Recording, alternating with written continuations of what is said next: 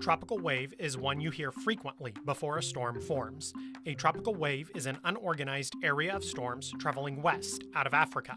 These are important to follow because around 85% of major hurricanes begin as tropical waves. Another common term you hear? INVEST. INVEST stands for Investigative Area. When a tropical wave becomes more organized, the National Hurricane Center will designate the area of disturbed weather INVEST. Each INVEST is given a number from 90 to 99. For example, INVEST 90L. The L tells us the system is in the Atlantic. This also allows the NHC to run ensemble models, or spaghetti models, on these systems. You might also hear the term cyclone during hurricane season. A cyclone is a blanket term for any area of low pressure that has closed circulation. Hurricanes, tropical storms, and tropical depressions are all cyclones. Hurricanes are like giant heat engines in the atmosphere, using warm, unstable air as fuel. As the air is pulled into the hurricane, it spirals towards the center, getting faster and faster, eventually rising to create the giant cumulonimbus clouds that encircle the calm eye. This unbroken vertical wall of clouds is the eye wall. The convergence of winds here is so strong that the air rises faster and with more force than anywhere else in a hurricane, producing intense rain and damaging winds. In the strongest storms, this can translate to surface winds over 150 miles per hour.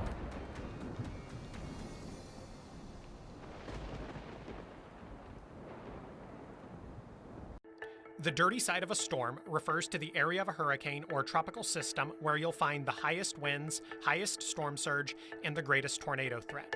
So what side of the storm is that? Well, generally, it's the northeast side of the storm, or more simply put, the right side of the storm. But it also depends on which direction the storm is moving. If it's traveling in a northern direction, the dirty side will be more on the direct right-hand or eastern side. If the storm is traveling in a more western direction, the dirty side will be more on top of it, or the northern side. So what makes it so dirty? It's all about the wind direction and a little math. For example, if a storm is moving north at 30 miles per hour and has wind speeds of 100 miles per hour, then the storm will produce winds of 130 miles per hour on the right dirty side, while on the left side, winds move in the opposite direction of the storm's movement, so they'll be slower at 70 miles per hour. It is important to remember, though, as a storm grows stronger, every side becomes dangerous.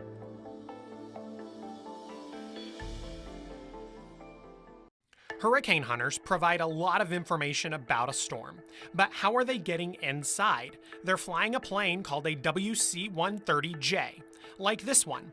It's a modified version of the C-130 plane that you might see dropping the red stuff on a fire out west. These planes are tough. They can fly for longer periods of time, and they can really take a beating. These airborne science missions are run by the 53rd Weather Reconnaissance Squadron, which has been flying into storms since 1944. In the cargo section of the plane, there are two different pallets of computer systems that take all of the data from the sensors on the plane's exterior to help determine what's going on inside the storm. The hunters also drop these parachute-type sensors called dropsons, which float through the storm, relaying info about a storm's pressure, wind speed, and direction. That information all comes together, gets processed, and is then shared through the National Hurricane Center for us to share with all of you. Storm surge happens when the strong winds of the hurricane blow over the ocean or Gulf water, literally forcing the water to pile up as it approaches the coast.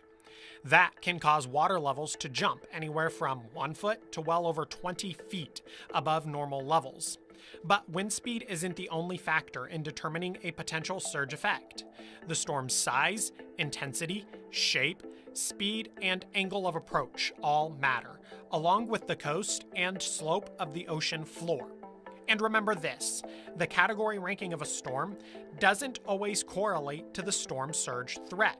Weaker Category 1 or 2 storms have been known to produce higher surges than their stronger counterparts. So it is important to listen for and to understand those storm surge warnings so you can react early and quickly to keep you and your family safe. To refresh your knowledge, storm surge is quite literally a surge of water being pushed ashore by the force of a storm's wind.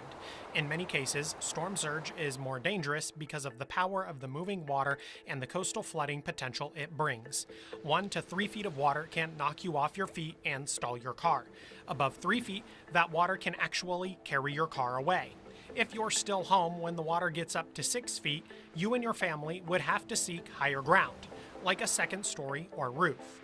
A 12-foot surge would fill the entire first floor of most homes and potentially knock your home off of its foundation. So, it's important to listen for and to understand those storm surge warnings so you can react early and quickly to keep you and your family safe. The last few years, a lot of conversation has been happening around the strength and number of hurricanes. Are they getting stronger? Are we seeing more? And is it because of climate change? Let's take a look at the science. There are two main questions when talking about climate change and hurricanes. Will hurricanes become more frequent? And will hurricanes become more intense as the climate warms? The answers might surprise you. Data suggests that yes, oceans and atmosphere continue to warm, but it also shows that wind shear will begin to increase. That's important because wind shear can rip hurricanes apart, or even keep them from forming in the first place.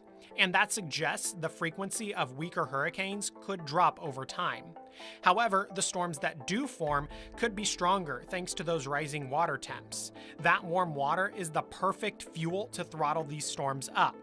But we should say, the study of storms and climate change is complicated because of a lack of historical data.